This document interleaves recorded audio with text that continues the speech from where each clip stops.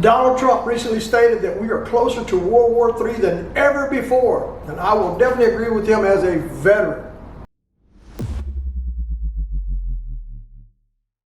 Under this administration, they have done little to nothing to help protect this country. Our border, which is 15 minutes from here, is wide open. And Kamala Harris, along with President Biden, or so-called President Biden, says that does not happen. It's a bunch of bull, it's a bunch of BS. I can tell you for a fact, I've driven down there, I've seen it with my own eyes. They're crossing just right and left. But yet, Harris says she's the border czar and that she's got it all under control. Believe that, folks. They want those people over here so that they get the vote for the Democratic Party. They don't even need IDs to vote anymore right now until they change that law. So it's all for the Democrats to get back into the White House, to have all these illegals come over here, and we're paying for the motels, we're paying for the medical, we're paying for everything that our citizens and our veterans do not get.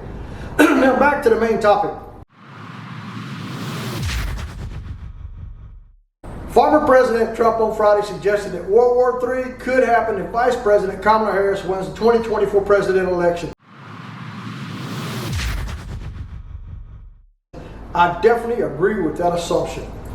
We'll see how it goes, but if it all works out, if we win, it will be very, very simple, and it's all going to work out. And we're very quickly, Trump said to reporters as he met with Israeli Prime Minister Benjamin Netanyahu in Florida at his Mar-a-Lago resort home.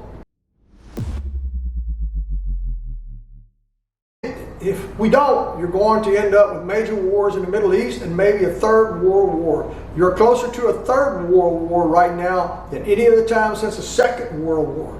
We've never been so close because we have incompetent people running this country. Yes, we do. Non-transparent idiots that don't know anything about what's going on.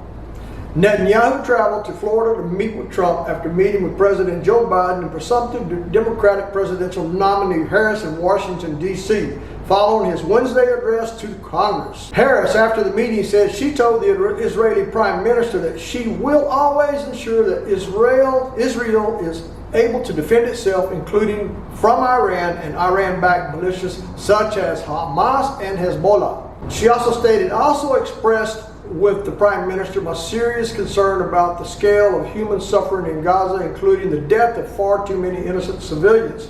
And I made clear my serious concerns about the dire humanitarian situation there.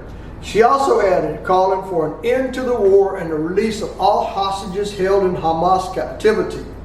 Her comments reportedly irked Netanyahu, according to an Israeli official. Specifically the fact that Harris spoke about the hostage and ceasefire deal as an end to the war. Israel maintains its position that it will resume fighting after the deal is implemented. Folks, my hat off to Israelis. You know, that's God's country. Those folks over there are fighting a war that I think should not be fought only by themselves. But yet they're fighting it, they're beating it, they're winning this war. We don't need our Democrats and our leftists on the left side saying this country shouldn't defend itself. They was provoked by the other side. They're taking refuge and protecting their people. That's the way a war is. Now you can all of y'all can have your own damn opinions, but if I was in Israel and they attacked me there and I was a citizen, I'd be fighting back too. You know, it's so many of these protests here in the U.S., that's a bunch of BS. They're burning our flags, they're writing all of our statues. But what are the politicians doing to stop that? Those folks, if you're watching this video and you don't like it here in the U.S., you don't like our policies, get back on a plane, get back on a boat and take your butt back to the country you came from. This is the U.S. You live by our rules. If we go back to your country, we would not get to first base with some of the games that y'all are playing here if we played those over in your other countries. They'd hang us, cut us, throw us in a ditch. But no, y'all come over here and want to change our Constitution, our policies, our rules. This is the USA. You should follow our rules.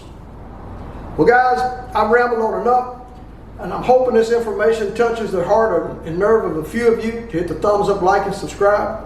I'll be putting out a few more videos until this election is held. And I pray to God that Mr. President Donald J. Trump is our 47th president again. This country has gone too far in the hole as we see it today under the last 3.5, almost 4 years of the left side Democratic policies. Enough is enough. Folks, get out and vote when it's time to vote. Thanks for watching. Thumbs up, like, and subscribe.